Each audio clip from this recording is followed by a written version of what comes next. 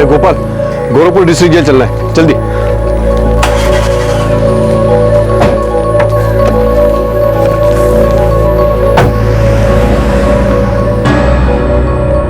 देखिए जी, आप इतना टेंशन ना ले, सब कुछ ठीक हो जाएगा।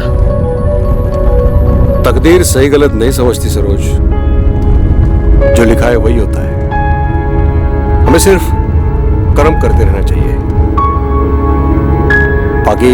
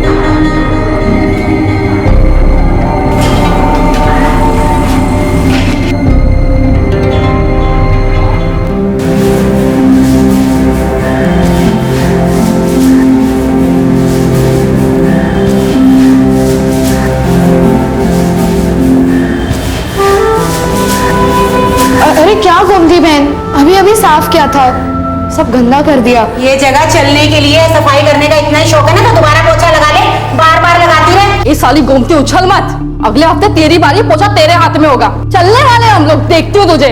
तुमसे लड़ना चाहती है? चाहती तो तू हो रही है। अरे कुसुम, गोमती बहन, तुम दोनों क्यों झगड़ रहे हो? वो तो ऐसे ही मेरे मुंह से गोमती का नाम निकल गया था। कोई बात नहीं, मैं फिर से लगा दूंगी। ए कुसुम, ये आंखें फाड़ फाड़ के मुझे मत देख, समझी? तेरी आंखें नोच के ना कौवों को खिला दूंगी। तू ना मुझे नहीं जानती, अपना हाथ मेरे आंखों तो पहुंचा तो सही। ले लगाया हाथ, बोल चल चल, मेरे मुंह मत लग, समझी? चल। और तुम्हारी तो, तुम दोनों की कुश्ती कबड्डी फिर शुरू हो गई। अरे नहीं नहीं सिमरन मैडम, ये दोनों तो सिर्फ बातें कर रही थी। ए गौरी की बच्ची, मैं कल पैदा नहीं हुई मुनिया, मुझे समझाने की कोशिश मत कर तू। और तुम दोनों खड़े खड़े मेरा मुंह क्या देख रही हो? उठाओ अपनी झाड़ू, निकल लो यहाँ से, चलो अपना काम करो। गौरी, तुझसे कोई मिलने आया है। मुझसे मिलने? मुझसे मिलने कौन आया है? आज तक तो कोई नहीं आया। तो पार्टी वापस भेज दूं? बुजुर्ग आदमी है, जेंटलमैन किस्म के। क्या नाम है? कोई रतन प्रकाश मिश्रा है, और साथ में उसकी घरवाली भी है। नहीं, मैं नहीं जानती। तो जाके जान लेना, आए होंगे किसी एनजीओ से तेरी पुनर्निवास की कुंडली बनाकर। अपना काम करना अच्छे से। नहीं मैडम, मुझे उनसे नहीं मिलना, उनको मेरी तरफ से माफी कह दो। अपने पैर पर कुल्हाड़ी मत मार, ठीक है? नहीं मिलना तो मुझे क्या।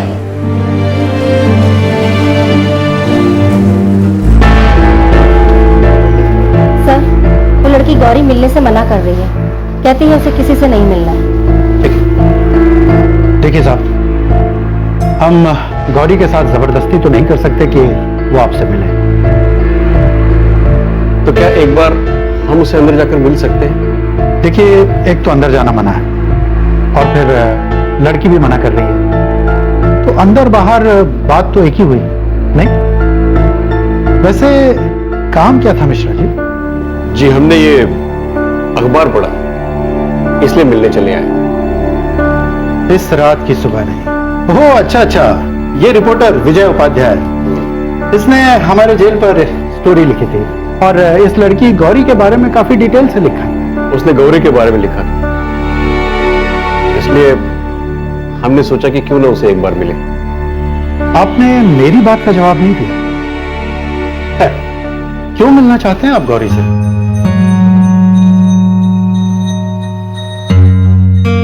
हम गौरी को गोद लेना चाहते हैं। गोद लेना चाहते हैं? जी मिश्रा जी, सॉरी, हमारे कुछ नियम हैं, और फिर लड़की बालिग है और आपसे मिलना भी नहीं चाहती, तो उसके हकों के खिलाफ हम नहीं जा सकते।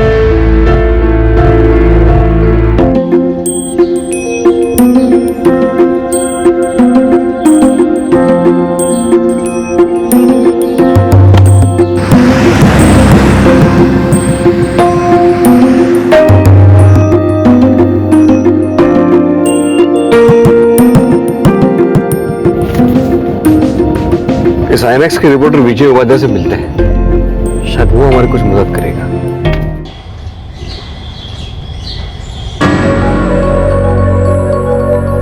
लेकिन गौरी ही क्यों मिश्रा जी?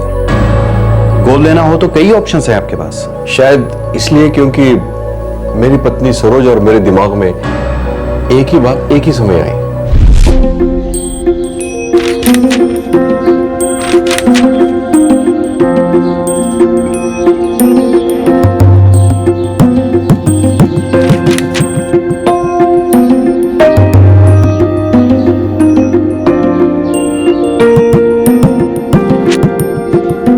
सरोज, पढ़ो इसे।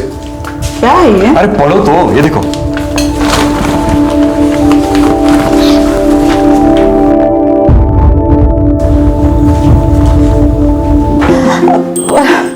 अजी क्यों ना हम इस बच्ची को गोद ले, अपनी बेटी बनाए।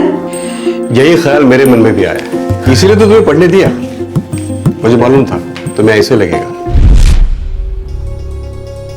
हमारे 2 बेटे हैं, एक बेटी की बड़ी आस थी। हमारी जिंदगी आराम से कट रही है, बस एक लड़की की कमी थी। और इत्तेफाकन कुछ ही महीनों पहले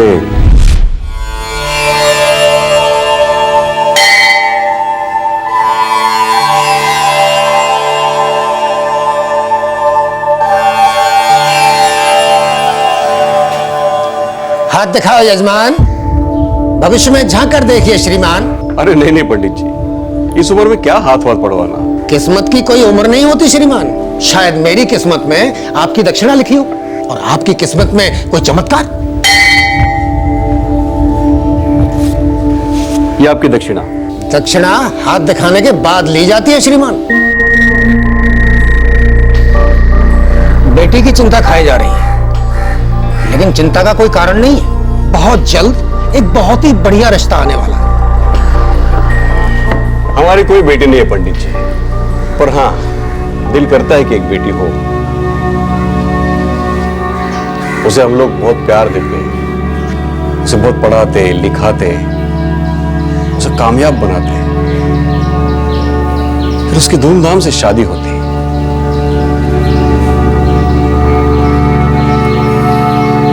कन्यादान का सुख तो होता हमारे जीवन में। कन्यादान का सुख तो आपके जीवन काल में है। इस उम्र में मैं अपनी विद्या के साथ कभी मजाक नहीं करता। अगर आपने कन्यादान नहीं किया तो मैं ये ज्योतिष शास्त्र छोड़ दूंगा। ये वचन है मेरा।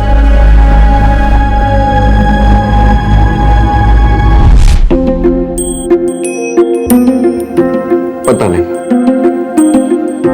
तब से मुझे धीरे धीरे विश्वास होने लगा कि मेरे तकदीर में बेटी का सुख है।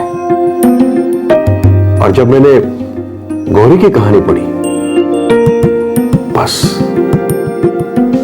बस अंदर की तार छिड़ गई, मानो कोई छू गया दिल को। देखिए, गौरी को मनाना आसान नहीं है। आप मुझे एक दिन दीजिए, मैं कोशिश करता हूं। जरूर। मिश्रा जी, आप मुझे अपना फोन नंबर दे दीजिए। अगर कुछ बात बनती है तो मैं आपको कॉल करूंगा, लेकिन मैं कोई वादा नहीं कर सकता। Okay sir.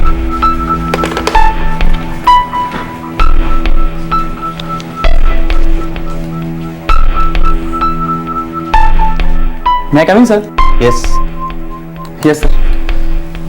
राकेश, तुम ट्रेनिंग करो, राइट? Right sir. एक असाइनमेंट है, चैलेंजिंग है, करोगे? Sure sir. वो जो कपल अभी अभी यहां से गया, बुजुर्ग आदमी और उनकी मिसेज। जी सर। रतन प्रकाश मिश्रा और सरोज मिश्रा फेज 3 राप्ती नगर में रहते हैं। मुझे इनके बारे में पूरी रिपोर्ट चाहिए। जरूर सर। और हाँ, चुपके से, किसी को पता ना चले। Of course sir.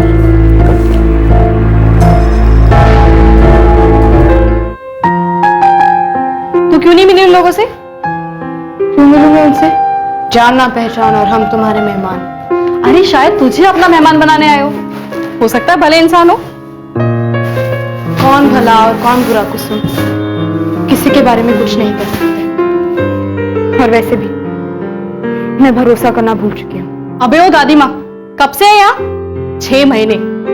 जैसे जैसे महीने साल बनेंगे समझ जाएगी असली कैद क्या होती है। मैं 4.5 साल से जुनैन में थी कुसुम। तो फिर शौक है कैद में रहने का? खुली हवा में सांस नहीं लेनी? क्यों नहीं लेनी? लेनी है। मुझे आजाद होना है, लेकिन सही मायने में, किसी के रहमो करम पे नहीं। बहुत देख लिए रहम करने वाले और उनके इरादे भी।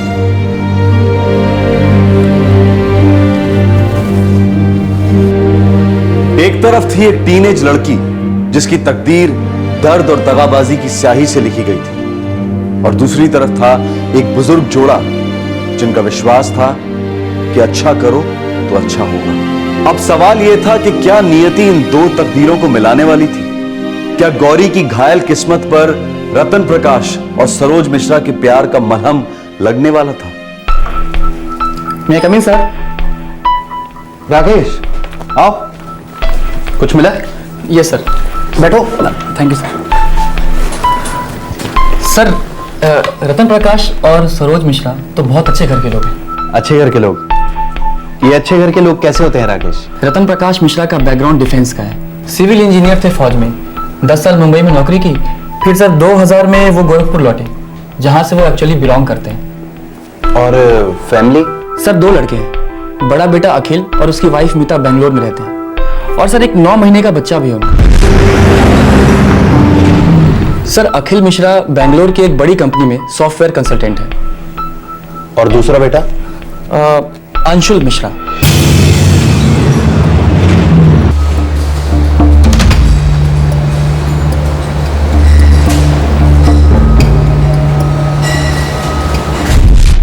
Sir Anshul Mishra mechanical engineer है बरेली में। 2 बेटे हैं, दोनों वेल सेटल्ड, और ये कपल अकेला गोरखपुर में रहता है? जी सर। और सर रतन प्रकाश मिश्रा फिलहाल तो एसएसबी में कैंटीन चलाते हैं, लेकिन सर एक और बेटा था इनका, अखिल और अंशुल मिश्रा से बड़ा, उसका नाम था अमर। था मतलब? आप खामखा ही जिद कर रहे हैं, ट्रेन से जाइए ना। मीता, ट्रेन की टाइमिंग और हमारी जिंदगी की टाइमिंग दोनों अलग अलग पटरियों पे चलती हैं। और बनारस कौन सा कोलकाता है? यही तो है। मैं यूं गया और यूं शाम को लौटा। अच्छा ठीक है, लेकिन एक शर्त पे, मोटरसाइकिल मामा जी चलाएंगे। अरे तुम तो ऐसे टेंशन ले रही हो मानो पहली बार बाइक पे सवार हो रहे हैं। अब पहली बार हो या 100वीं बार, डर तो हमें उतना ही लगता है ना। मामा जी गेट पार करते ही बाइक में चलाऊंगा, समझे ना? वहां से निकलने से पहले फोन कर दीजिएगा। कबूतर भेज दें?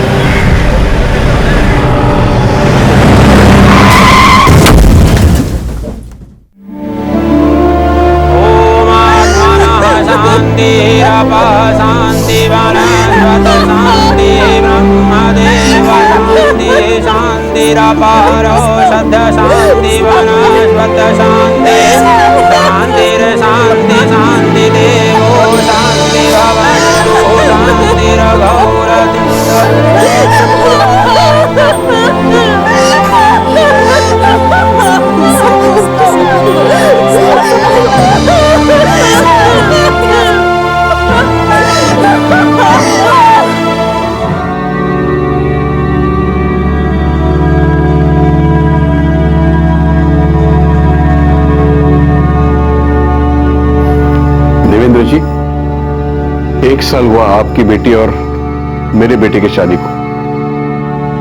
बेटा वो चला गया। हम बहू का दर्द समझते हैं। देखिए, बहू सिर्फ 25 की है। पता नहीं ये सही वक्त है कि नहीं ये बात छेड़ने के लिए, पर मुझसे रहा नहीं जा रहा। बात क्या है समझी जी? 1 साल पहले मैंने आपकी बेटी मीता का हाथ मेरे बड़े बेटे के लिए मांगा था। आज मैं आपकी बेटी मीता का हाथ मेरे दूसरे बेटे अखिल के लिए मांग रहा हूं। प्लीज।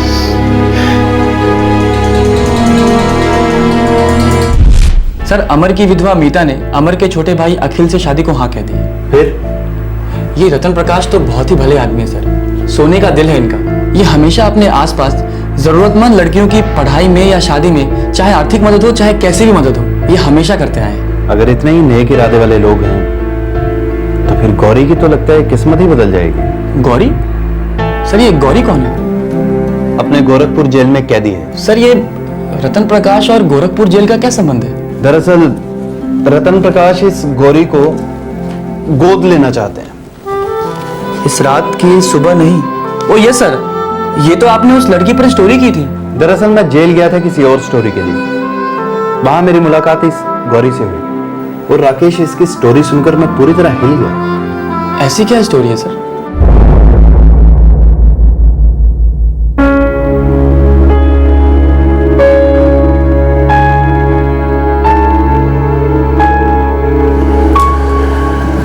ये आदमी कर क्या रहा है? कोई कहानी लिख रहा है अपनी जेल पर। क्या बात है, हम लोगों के ऊपर भी कोई फिल्म बन सकती है। नहीं, कोई फिल्म विलम वाला नहीं है, पत्रकार है पत्रकार। तुझे कैसे पता? उसके चेहरे पे लिखा है। हवलदार सिमरन बता रही थी, पत्रकार ही है।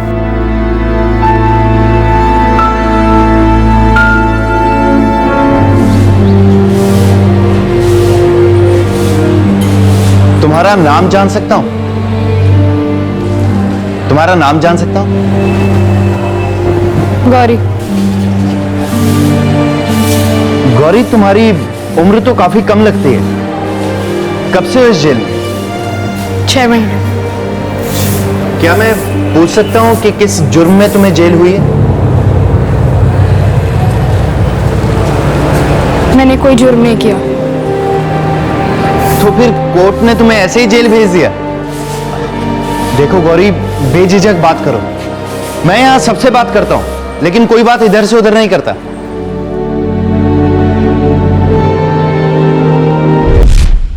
वो 4.5 साल तक एक करेक्शन होम में रही, एक ऐसे जुर्म के लिए जो उसने किया ही नहीं था। फिर उसे यहां डिस्ट्रिक्ट जेल शिफ्ट किया गया। उसके माँ बाप? बोली अनाथ है। 7 साल की उम्र से बेसहारा बड़ी हुई है। मैंने उसकी जिंदगी के बारे में जितनी जानकारी हासिल की, हर कदम पर इतना दर्द था कि मेरे रोंगटे खड़े हो गए। मुझे अंदर से इतनी मायूसी महसूस हुई कि मैंने उसकी स्टोरी को लीड स्टोरी बनाया और अपने एडिटर साहब को दे दी। उन्होंने अप्रूव कर दी। टूटी तकदीर की दर्दनाक दास्तान इस रात की सुबह नहीं।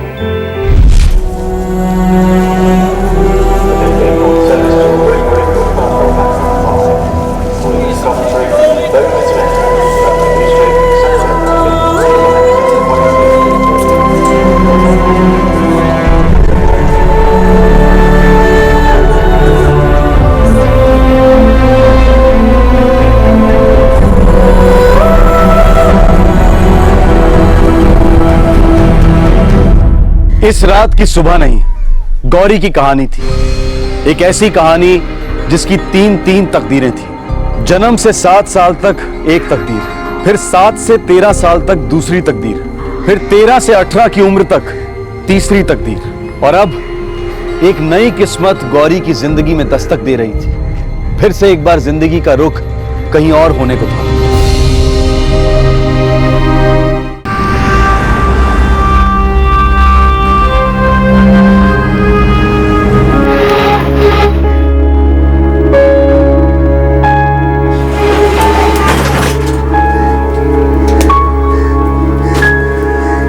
मकान मालिक आया था, बोला शाम तक किराया नहीं दिया तो हम सबको उठाकर बाहर फेंक देगा।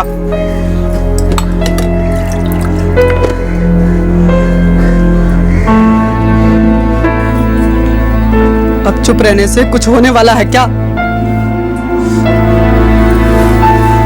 आज भी कछु कमा नहीं पाए। अब हमें काम नहीं मिला तो इसमें हमारी क्या गलती है बताओ? तुम्हारे हाथों को काम नहीं, घर में खाने को अनाज नहीं, और शाम तक तो सिर पे छत भी नहीं रहेगी। क्या करेंगे? भानु, हमने बहुत कोशिश की, साला हमारा नंबर लगता ही नहीं है। आज 15 दिन हो गए, हाथ में कोई काम नहीं। इतने सारे कारीगर हैं, आधे से ज्यादा खाली बैठे हैं हमारी तरह। तो हम सब कहाँ मरने को जाएं? बताओ।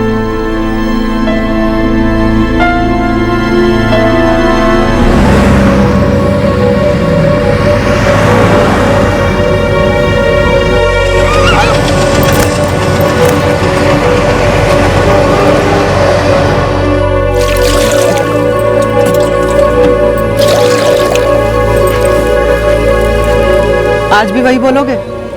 काम नहीं मिला?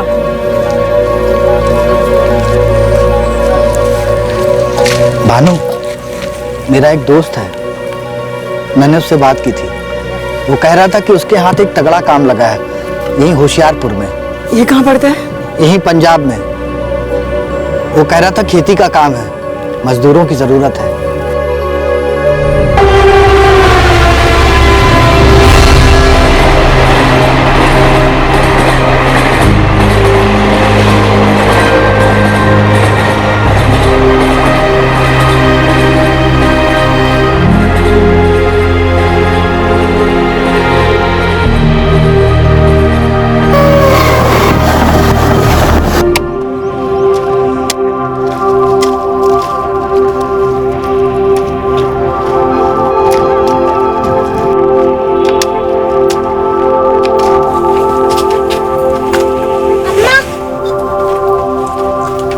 संभल के जाना।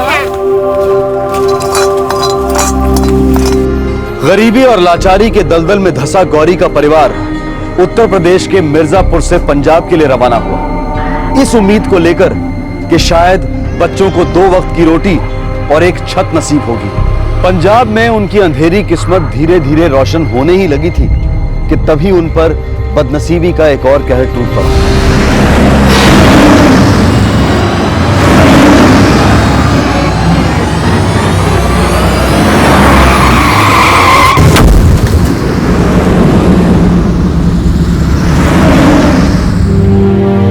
मुझे ज्यादा कुछ याद नहीं, बस इतना याद है कि हम वहां कुछ दिन और रहे। अम्मा हर बारी यही कहती थी कि हमें संभाला अब उनके लिए मुश्किल हो रहा है। फिर हम वहां से भी निकल पड़े। हम कहाँ जा रहे थे किसी को कुछ मालूम नहीं था। पता नहीं अम्मा के दिल में क्या था और दिमाग में क्या।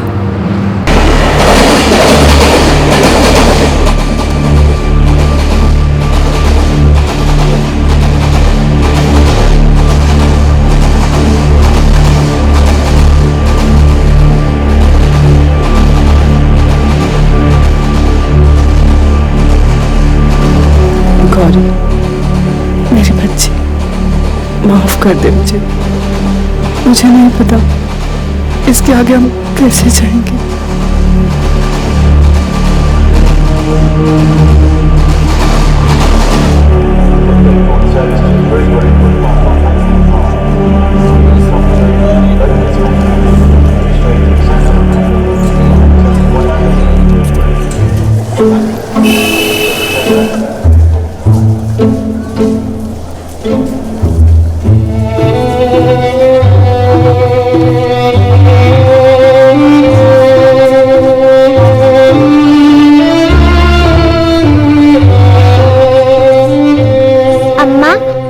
अब हम इस नए शहर में ही रहेंगे?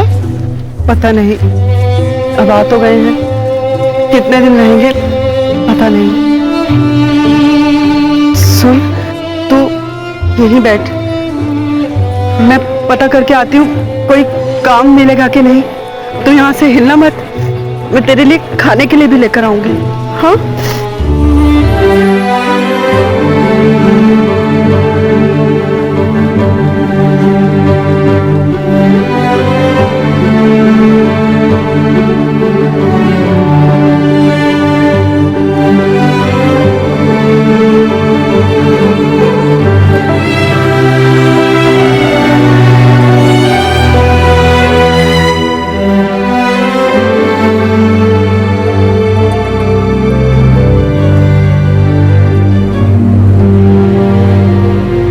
बोली कि वहां से हिलना मत। मैं बैठी रही, बैठी रही और बैठी रही, लेकिन अम्मा वापस नहीं आई। मैं समझ ही नहीं पाई कि मैं अम्मा और गोविंद को अब कभी नहीं देख पाऊंगी।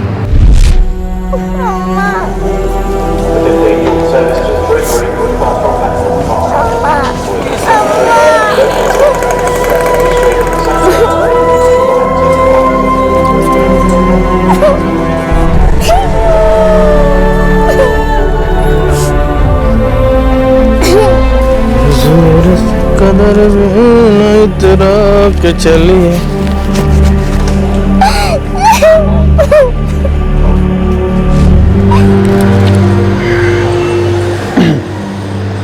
फिर वो आदमी कहाँ ले गया तुम्हें?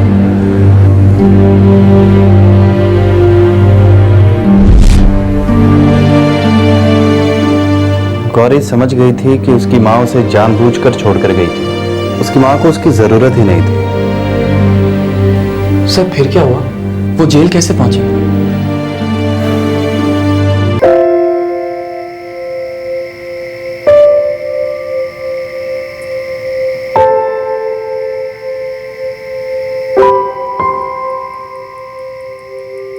देखिए जी, तकदीर का लिखा हुआ कोई नहीं बदल सकता, और अगर हमारे नसीब में ये लिखा है कि वो हमारी बेटी बनेगी, तो दुनिया की कोई ताकत उसे रोक नहीं सकती। पता नहीं सरोज, बार बार ऐसे लग रहा है, जब से वो लेख पढ़ा, गौरी की कहानी पढ़ी, ऐसा लग रहा है कि कोई गहरा रिश्ता है हमारा उस लड़की के साथ।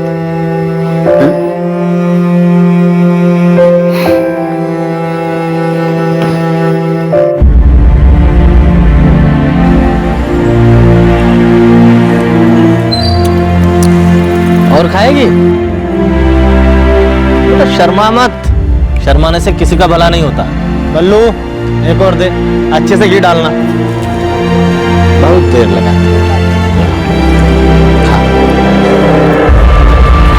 अच्छा है ना?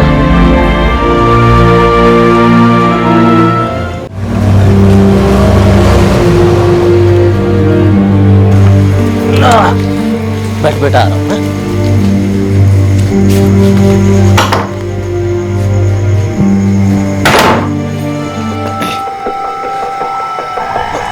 पिंटू, इतनी रात गए थे, जोर जोर से क्यों ठकठका रहे हैं? वो एक लड़की मिली स्टेशन पे, अकेली थी, रो रही थी बेचारी। कह रहे थे उसकी अम्मा छोड़कर चली गई उसे वहां। तो कुछ नहीं, मैं साथ लाया उसे अपने। बावला हो गया क्या? वो छोटी है, सिर्फ 7 साल की, रखेगी अपने पास।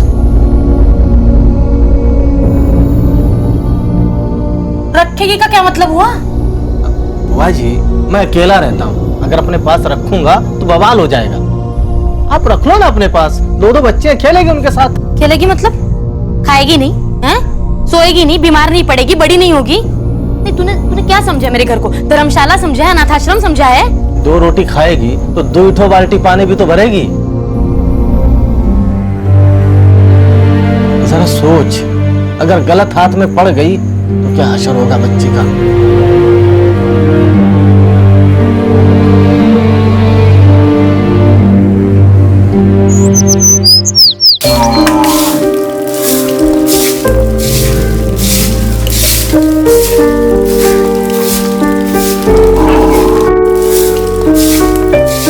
हे गौरी, जरा जल्दी जल्दी हाथ चला, अभी कपड़े भी तो धोने हैं, है ना?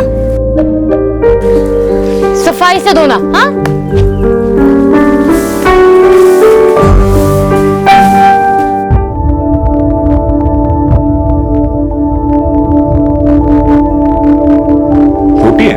अपने राजू से भी छोटी है। उस उम्र में 4 गुना काम कर लेती थी मैं। ये अपने घर में रहेगी क्या? हाँ, घर का काम कर लेगी, खाने के लिए दे दूंगी उसे, किसी भी कोने में सो जाएगी, एक चद्दर के अलावा कुछ नहीं दूंगी उसे।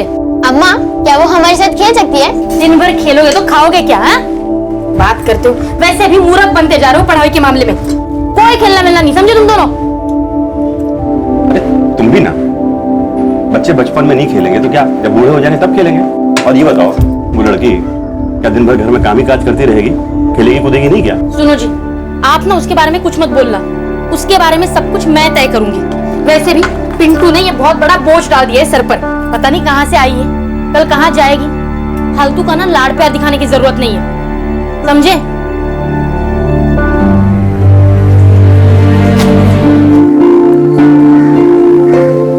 31 और 9 मिलाकर हुए 5 5 5 5 5 5 और 1। अबे वो राजू के बच्चे, मुंह बंद रखना। मुझे तो ऐसे आता है पढ़ना, ये तो मेरे दिमाग में नहीं घुसता है। आपको नहीं जम रहा ना तो कहीं और जाकर पढ़ो। तेरे एक कान के नीचे बजाऊंगा ना, दिन में तारे गिनेगा। अच्छा अम्मा, अम्मा चुप रहो, बताओ। देखा गौरी, अम्मा का नाम लिया तो कैसे शेर से चूहा बन गया ये। तू यहाँ क्या कर रही है? कुछ नहीं, हम जब भी पढ़ते हैं ना ये ऐसे ही सुनती है। अच्छा बता, कहाँ तक पढ़ी है तू? 2 क्लास तक। 2 क्लास? अच्छा बता, 2 और 2 कितना हुआ?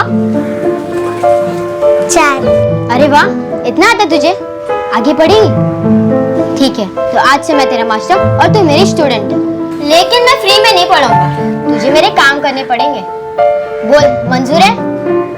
अब से हमारी टीम बनेगी रवि भैया, अब उछल कर दिखाओ आप।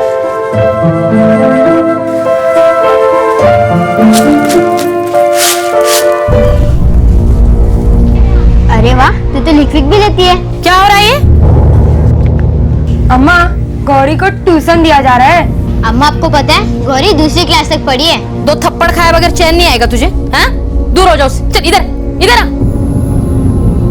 देख गौरी, अगर आइंदा से राजू और रवि के साथ दिखी तो तेरी खैर नहीं, हाँ? उस घर में मैं रोटियों से ज्यादा गालियां खाती थी, लेकिन मैं चुपचाप सहती रही, काम करती रही। मैं उनकी कुछ नहीं लगती थी, लेकिन फिर भी छत के नीचे जगह दी। और वो फूफा कभी कभी थोड़ा प्यार जता देती, लेकिन बुआ को वो भी पसंद नहीं था।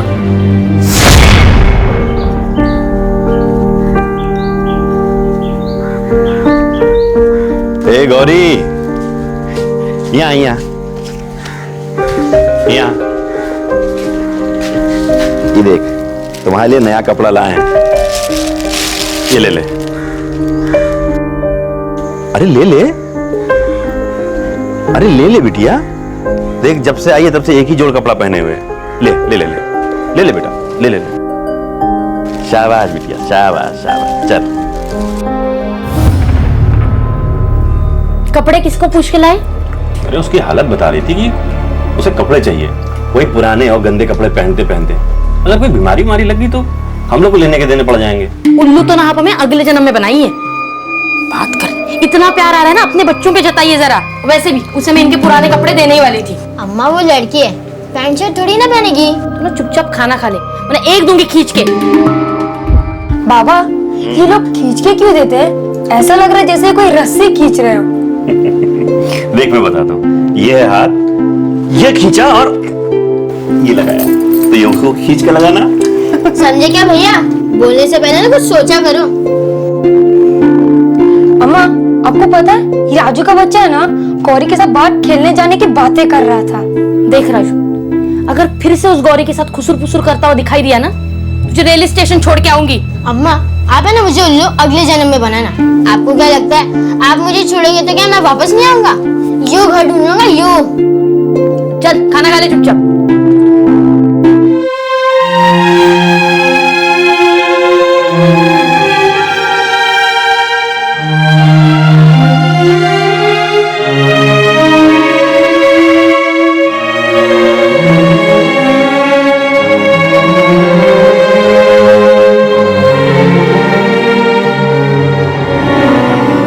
पता करके आती हूँ कोई काम मिलेगा कि नहीं, तो यहाँ से हिलना मत, मैं तेरे लिए खाने के लिए भी लेकर आऊंगी। हाँ?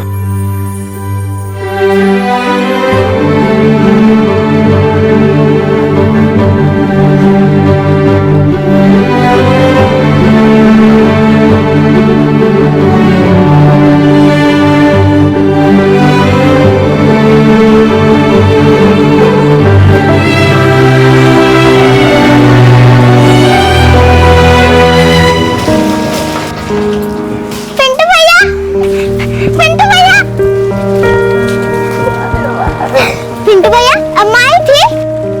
नहीं रे बेटा, मैं स्टेशन के रोज 3 चक्कर लगाता हूँ। अपने दोस्तों को बोल रखा है बेटा, किसी ने तेरी अम्मा को नहीं देखा।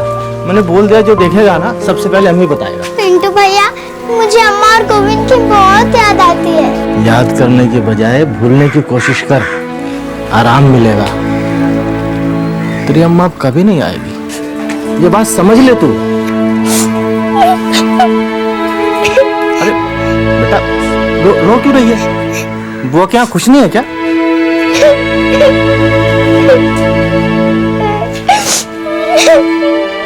7 साल की कच्ची उम्र में गौरी की मां उसे गोरखपुर रेलवे स्टेशन के बाहर अपने हाल पर छोड़कर चली गई थी। शायद वो एक साथ 2 बच्चों की परवरिश की जिम्मेदारी नहीं उठा पा रही थी। शायद उसे गौरी बोझ लगने लगी थी और उसने ये बोझ रेलवे स्टेशन पर उतार दिया, हमेशा के लिए। हो सकता है कि उसने गौरी के भाई गोविंद को भी इसी तरह से कहीं छोड़ दिया हो, या शायद नहीं, शायद उसने सोचा होगा कि लड़का है, बड़ा होकर बुढ़ापे का सहारा बनेगा।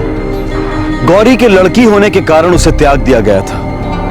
उसी गोरखपुर शहर में जहां 11 साल बाद रतन प्रकाश और सरोज मिश्रा उसे अपनी बेटी बनाकर अपने घर ले जाने की कोशिशों में लगे हुए थे।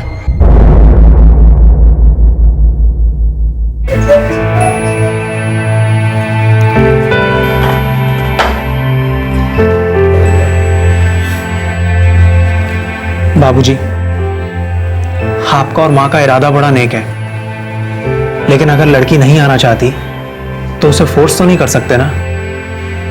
प्लीज उस पर दबाव मत डालिए। अरे हम दबाव कहां डाल रहे हैं, हम तो सिर्फ कोशिश कर रहे हैं। लेकिन बाबूजी, गोदी लेना है तो कोई नवजात शिशु क्यों नहीं, या कोई छोटी सी लड़की? अंशुल बेटा, तेरे बाबूजी और मैं दोनों इस उम्र के तो नहीं है कि हमें नवजात की देखभाल कर सके, और एक छोटी सी बच्ची भी हमसे संभली नहीं जाएगी बेटा। दिन ब दिन हमारी उम्र बढ़ती जा रही है। और इसके अलावा इस लड़की की तकदीर तो देखो, कितनी तकलीफों में पली बड़ी है ये। मुझे तो लगता है कि इसे राहत देना मेरा फर्ज बनता है। इस लड़की के साथ कभी भी कुछ भी अच्छा नहीं हुआ है अंशुल, कुछ भी। और हमारी जिंदगी देखो, कितनी खुशियों से भरी है हमारी जिंदगी। हमें लगता है कि इस लड़की को गोद लेकर हम अपने अच्छे तकदीर का कर्ज अदा कर सकते हैं। और फिर तुम्हारी माँ और मेरा बेटी होने का सपना तो पूरा हो सकता है, और उसमें हर्ज क्या?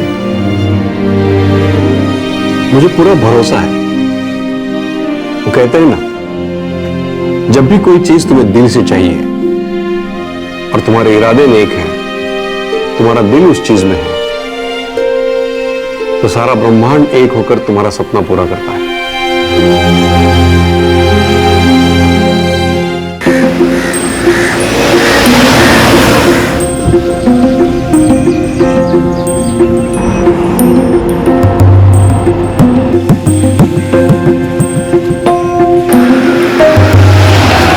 मैंने जेल के सुपरिटेंडेंट से टाइम मांगा था, मैं गौरी से बात करूंगा। और विजय जी, हमारी तरफ से प्लीज आप उसे यह कह देना कि डरने की बिल्कुल जरूरत नहीं है, और ना ही ये सोचे कि हम उस पर कोई एहसान कर रहे हैं। दरअसल वो हम पर एहसान करेगी अगर वो हमारी जिंदगी में आएगी। मैं आपके इरादों की दाद देता हूं रतन जी। दरअसल सुपरिटेंडेंट साहब भी यही चाहते हैं कि गौरी को जल्द से जल्द एक बेहतर जिंदगी मिले, खासकर इसलिए क्योंकि गौरी एक ऐसे जुर्म के लिए सजा काट रही है जो उसने किया ही नहीं था। अरे हाँ, मैंने आपका वो लेख पढ़ा था। दरअसल मैं आपसे पूछना ही चाह रहा था कि गौरी पर चोरी का ये झूठा इल्जाम कैसे और क्यों लगा?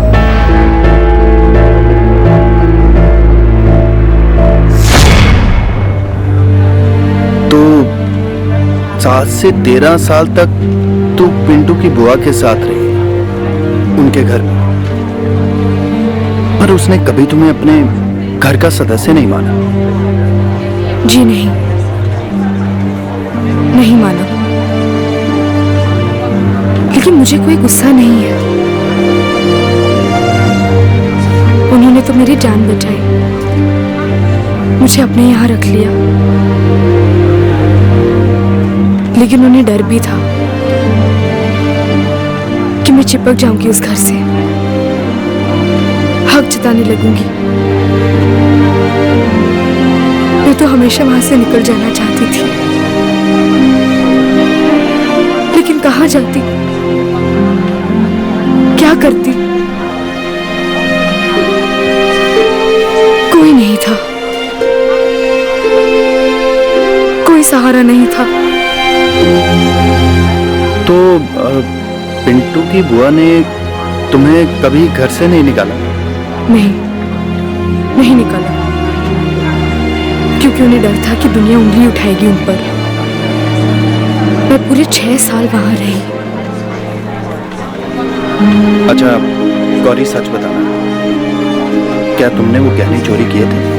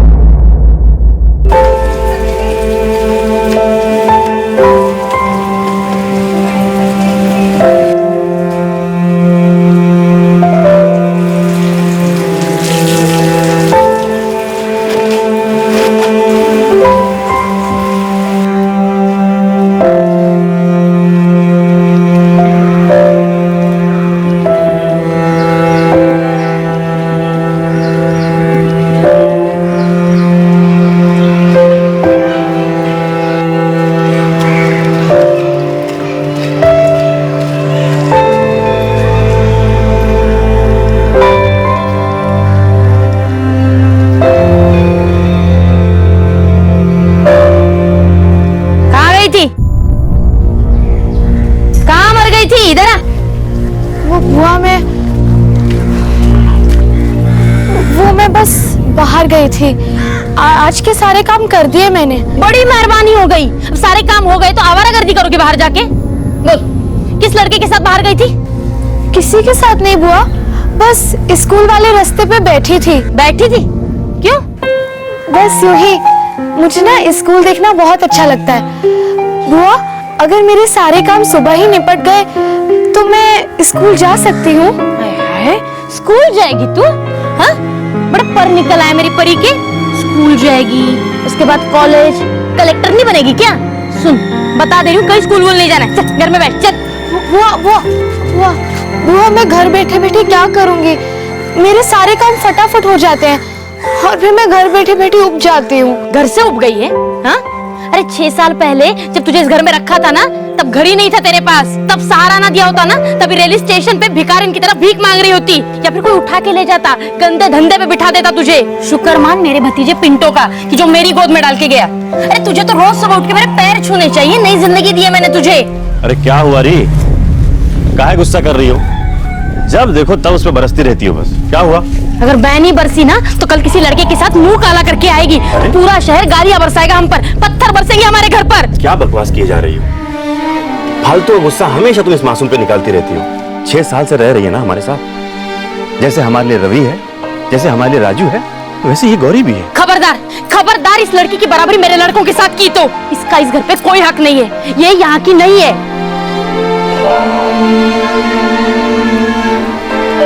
गौरी, गौरी, देख रही हूँ मैं सब कुछ।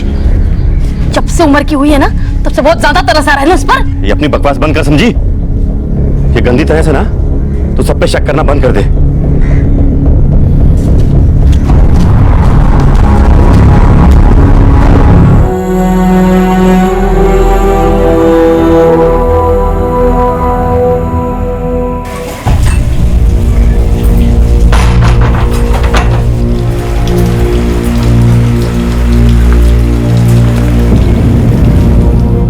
उस दिन के बाद वो मुझे कहीं जाने नहीं देती थी। अगर वो कहीं जाए तो मुझे कैद करके जाती, ताला लगा देती। मेरा जीना मुश्किल हो गया था।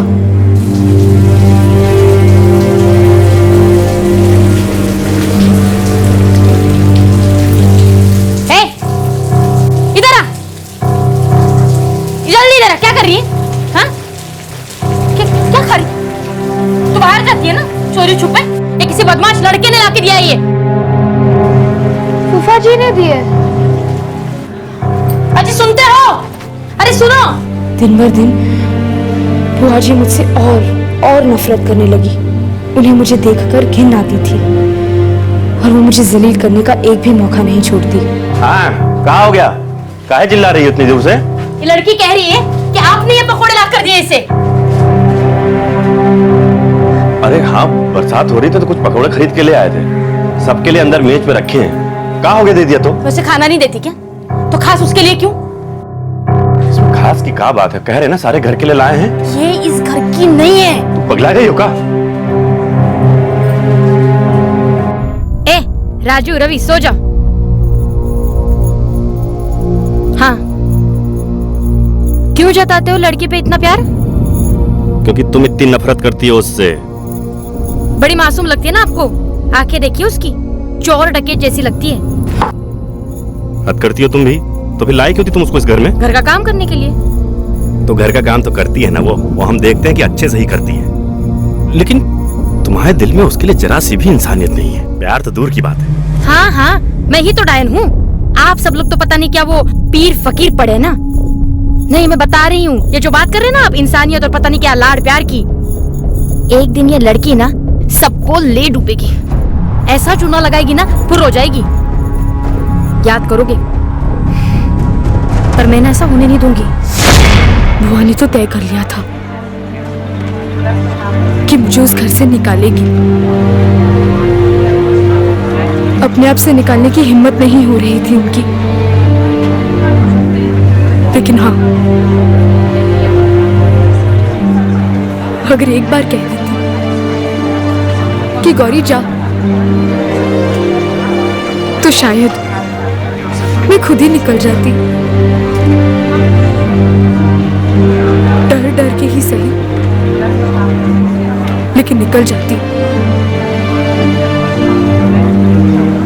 पता नहीं बुआ मेरे साथ क्या खेल खेल रही थी। गौरी, ए गौरी, जेवर निकाल मेरे, चल। जेवर? कौन से जेवर? अच्छा, ये भोली बनी ना तो दांत तोड़ दूंगी तेरे। बोल, कौन लड़का है वो, हाँ, जिसके साथ भाग जाना चाहती थी? दोनों ने मिलके कहाँ छुपाए मेरे जेवर? बोल। बुआ, मैं भगवान कसम खाकर कहती हूँ, मुझे नहीं पता आपकी जेवर कहाँ है। मुझे तो ये भी नहीं पता आप अपने जेवर कहाँ रखती है। सली, तुझे पता नहीं है मैं जेवर कहाँ रखती हूँ? सालों से देखती रही, अलमारी में रखती हूँ। अलमारी खुली पड़ी है मेरी अभी। अब ना तुझे मैं पुलिस के हवाले करती हूँ, फिर पता चलेगा कि कहाँ है जेवर। हाँ, आखिरी मौका देती हूँ, बोल, वरना मैं पुलिस को बुला लूंगी। मैं उन्हें भी यही कहूंगी, मुझे नहीं पता आपके जेवर कहाँ है। वो मान लेंगे, हाँ, मान लेंगे ये बात तेरी। अरे ऐसा मारेंगे ना, ऐसा मारेंगे कि देखना अपनी माँ याद आ जाएगी, वो जो तुझे छोड़ के चली गई थी। चोरनी होगी वो भी साली। चल चल तू। वो मैं सच कह रही हूँ, मुझे नहीं पता आपके जेवर का। अच्छा, देखना, पुलिस के बाद अदालत, अदालत के बाद जेल, जेल के बाद फिर जेल, फिर पता चलेगा यहाँ कितनी अय्याशी से रह रही थी। चल वो आ जा।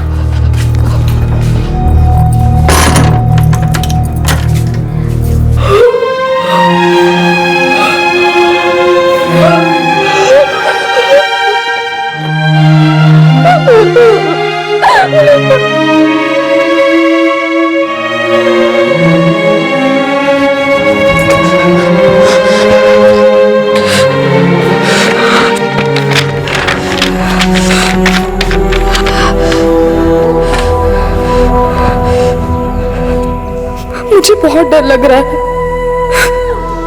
मुझे बहुत डर लग रहा है। अब पुलिस आ जाएगी और मुझे ले जाएगी। मुझे जेल नहीं जाना, मुझे और नहीं जीना, मुझे मरना है, मुझे अपनी जान देनी है।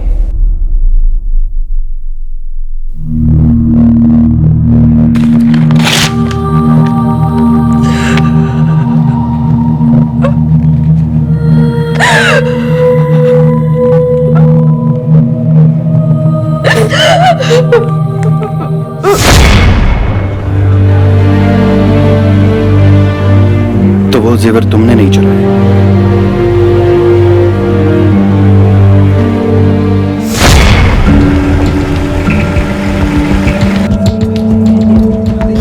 ताला मार दिए साहब।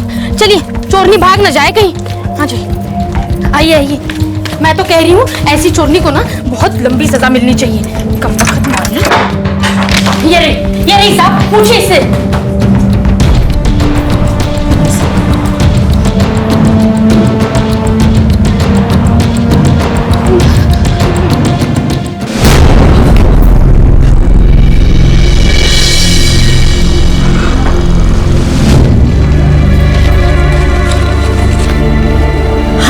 चोरी पकड़ी गई तो ऐसी नौटंकी कर रही है।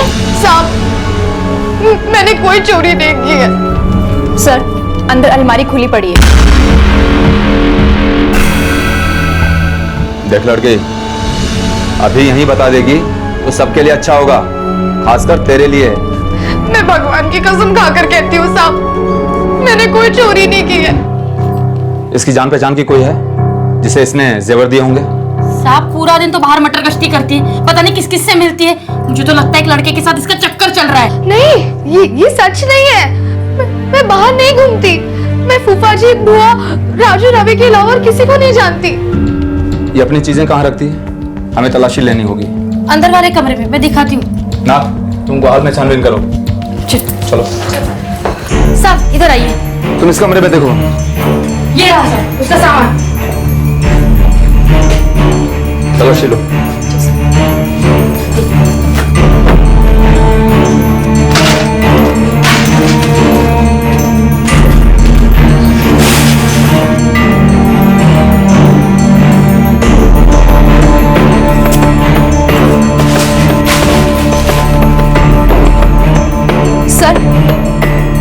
सर, ये देखिए गहने। ये मेरे जेवर, सब ये मेरे ही जेवर है। चोरी साली, हाँ, तूने मेरे जेवर लिए? ले चलो इसे। ये साहब, मुझे नहीं पता, ये मैंने इधर से कहा। साहब, मैं सच कह, ये मुझे नहीं। बुआ, बुआ, मैंने चुपचाप करो। चलो चुपचाप। बुआ, मैंने कुछ नहीं किया। मैंने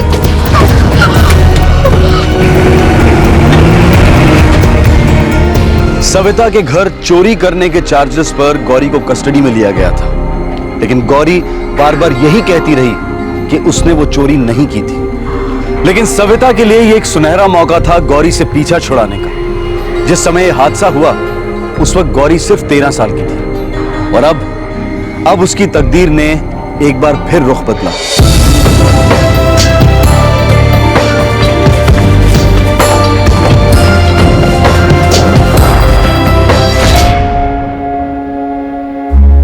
गौरी का कहना था कि जेवर उसने नहीं चुराए थे। केस अदालत में गया और गौरी को जुवेनाइल करेक्शन होम भेजा गया। अगर वो इतने साल करेक्शन होम रही तो फिर उसे जेल क्यों भेजा गया? बड़ा ही अजीब केस है मिश्रा जी, जो कछुए की रफ्तार से आगे बढ़ रहा था और कोई नतीजा सामने नहीं आ रहा था। गौरी एक छोड़ी हुई अनचाही बच्ची थी, उसे करेक्शन होम में ही एक नया घर मिल गया। जब उसने कुछ गलत किया ही नहीं तो फिर करेक्शन होम में उस पर किस तरह का सुधार हो रहा था विजय? अब हमारी न्याय व्यवस्था के बारे में क्या कहें मिश्रा जी। गौरी 4.5 साल तक करेक्शन होम में रही, फिर 6 महीने पहले 18 साल की हो गई, बालिग।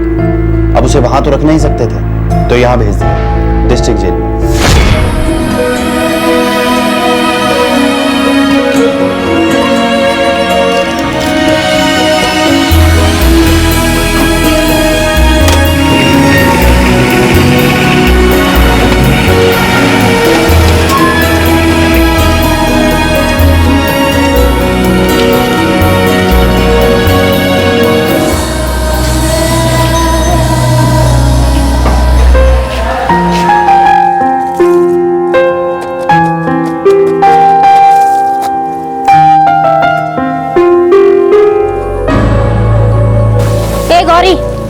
पत्रकार साहब आए हैं, जिनसे तूने बात की थी, तेरे से दोबारा मिलना चाहते हैं। मैंने तो सब कुछ बता दिया था उन्हें, पता नहीं अब क्यों आए हैं। अरे किसी राजकुमार या हीरो का रिश्ता तो लाए नहीं होंगे तेरे लिए, और मुझको क्या पता वो तुझसे क्यों मिलना चाहते हैं। चल मिल ले उनसे, सुपरिटेंडेंट साहब का ऑर्डर है। चल चल ना। सर, गौरी को विजिटिंग रूम में ले आए हैं। ठीक है जी। मैं पहले गौरी से बात करता हूं। हाँ, यही ठीक रहेगा। आप ही को पहले बात करनी चाहिए, क्योंकि अगर कोई उसे रतन प्रकाश जी और सरोज जी से मिलने के लिए राजी कर सकता है तो वो आप ही हैं।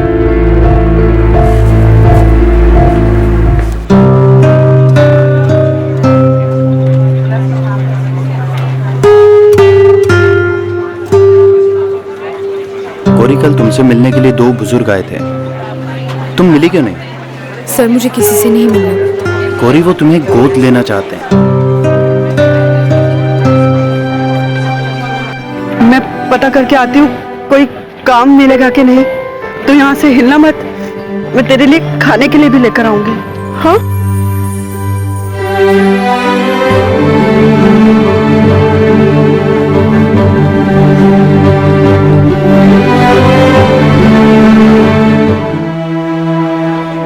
मुझे किसी गोद की जरूरत नहीं। तो तुम क्या जेल से बाहर नहीं जाना चाहती? जाना चाहती हूँ, लेकिन अपने आप से जाना चाहती हूँ। खुद की जिंदगी जीना चाहती हूँ, फिर से किसी कैद में नहीं जाना चाहती। मेरी खुद की माँ ने मुझे रेलवे स्टेशन पर जानबूझकर छोड़ दिया। उसके बाद कोई मेरा माँ बाप क्यों बनना चाहता है, ये मेरी समझ के बाहर है। देख गौरी, तू सही कह रही है। जो कुछ भी तुमने भुगता है, उसके बाद कोई भी ऐसा ही सोचेगा जैसा तुम सोच रही हो। लेकिन मुझ पर भरोसा करो और एक बार इन दोनों से मिल लो, फिर कोई फैसला करना। और हो सकता है कि ये एक बार तुम्हारी तकदीर तुम्हारे अच्छे के लिए रुख बदल रही हो। अच्छों के साथ भी बहुत बुरा होता है गौरव, और कभी कभी अंधेरे को भी पूरा सूरज मिल जाता है।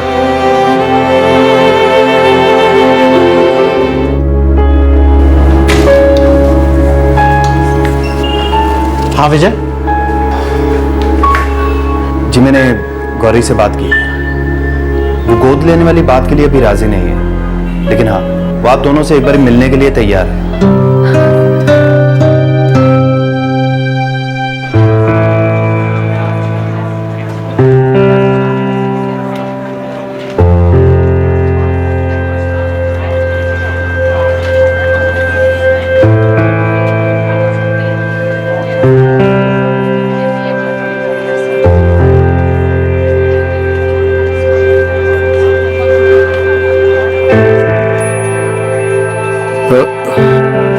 देखो बेटा, तुम डरी हुई हो, तुम झिझक रही हो, हम ये समझते हैं। आप लोगों को घर के लिए एक नौकरानी चाहिए ना, इसलिए मुझे ले जाने आए हैं। नहीं बेटा, हमने तुम्हारे बारे में पढ़ा है और हमें लगता है कि तुम्हें बहुत सारा प्यार मिलना चाहिए, और वो प्यार हम तुम्हें देना चाहते हैं।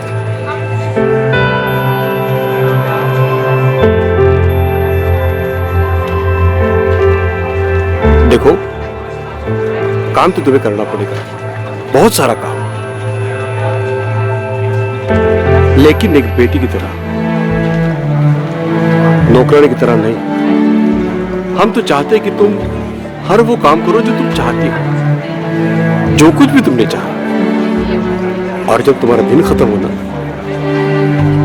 तुम्हें यह पता चले कि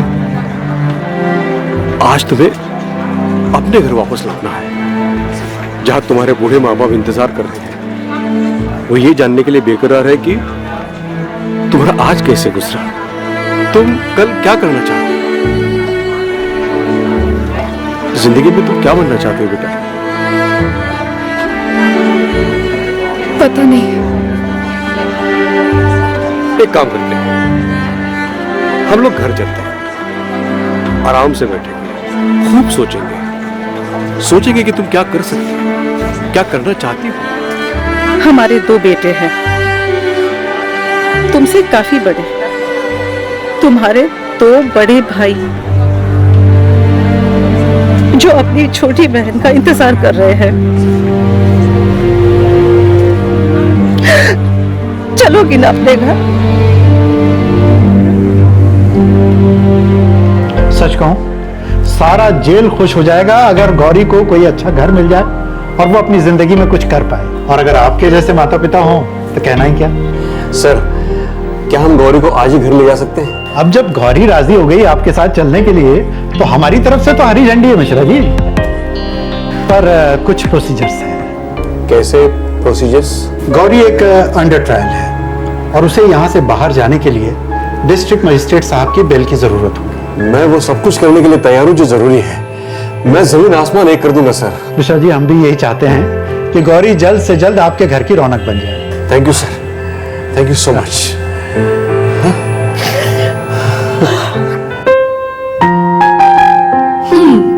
चल अच्छा है, अब तो तेरी किस्मत खुल जाएगी। नया घर, नए माँ बाप, अब तो तेरे सारे सपने पूरे होंगे। सपने देखना तो बहुत पहले छोड़ दिया था कुसुम, और जो सपने बिना चाहे आते हैं वो तो बहुत ही भयानक होते हैं। और कभी कभी मेरी बचपन की भूली यादें मेरा सपना बन के आते हैं। मैं और मेरा भाई गोविंद खेलते हुए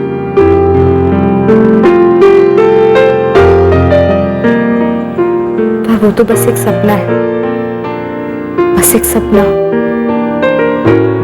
और कुछ नहीं। अरे जब तू अपने नए घर में जाएगी, उस घर में जाके रहेगी, नरम साफ बिस्तर मिलेगा, तो तुझे सपने भी आएंगे अच्छे वाले, और उसको पूरा करने का रास्ता भी मिलेगा। देखना।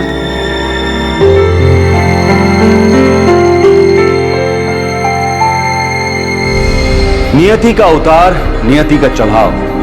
गोरखपुर रेलवे स्टेशन पर 7 साल की उम्र में जिसकी मां उसे छोड़कर चली गई थी, आज वही गौरी 18 साल की उम्र में नियति के एक अनोखे कगार पर खड़ी थी।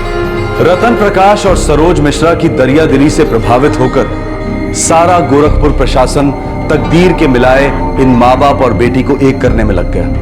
रिकॉर्ड टाइम में सारा कानूनी पेपरवर्क कंप्लीट हुआ।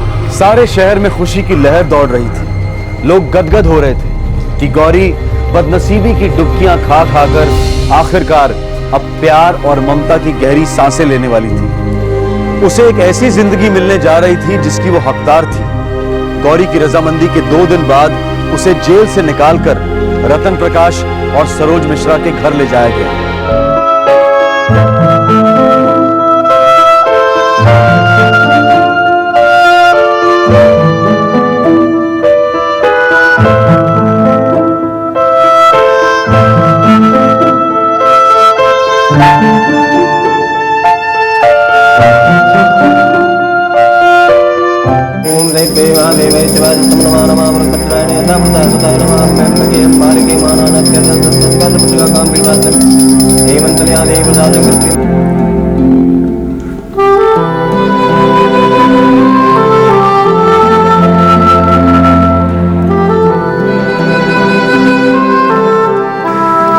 हाथ दिखाओ यजमान, भविष्य में झांक कर देखो श्रीमान। प्रसाद पंडित जी, और ये आपकी दक्षिणा। दक्षिणा? बहुत पहले आपने मेरा हाथ पढ़ा था, आपकी भविष्यवाणी सच हुई। धन्यवाद। आपका भला हो, आपके परिवार का भला हो, आपके बच्चों का जीवन खुशियों से भर जाए। चल, लेट हो जाएगी नहीं तो स्कूल को जा। देख बेटा, संभाल के जाना और संभाल के आना। हाँ, सुनो, अगर कहीं तुम रास्ता भूल जाती हो तो मैंने सारे टेलीफोन नंबर्स तुम्हारे डायरी में लिख दिए हैं, तुरंत फोन कर देना। Take care. Bye bye.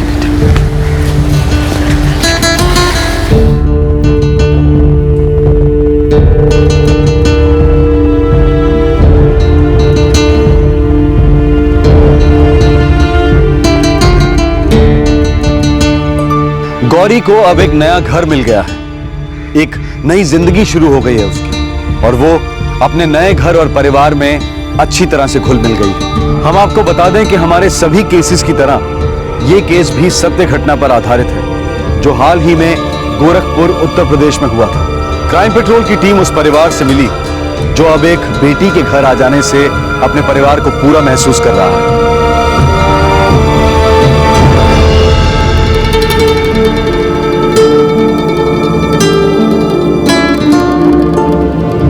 जून 2012 में गौरी का केस दाखिल हुआ और जुलाई 2012 में उसकी आखिरी सुनवाई होने जा रही है। जेवरातों की चोरी का केस गोरखपुर पुलिस स्टेशन में दर्ज हुआ था, लेकिन इस केस में अब एक दिलचस्प ट्विस्ट आ गया है। जिन लोगों ने इस चोरी का इल्जाम लगाया था वो अब अलग ही धुन गा रहे हैं। उनका कहना है कि गौरी ने उनके यहां कभी कोई चोरी की ही नहीं और उन्होंने कभी कोई शिकायत नहीं दर्ज की थी।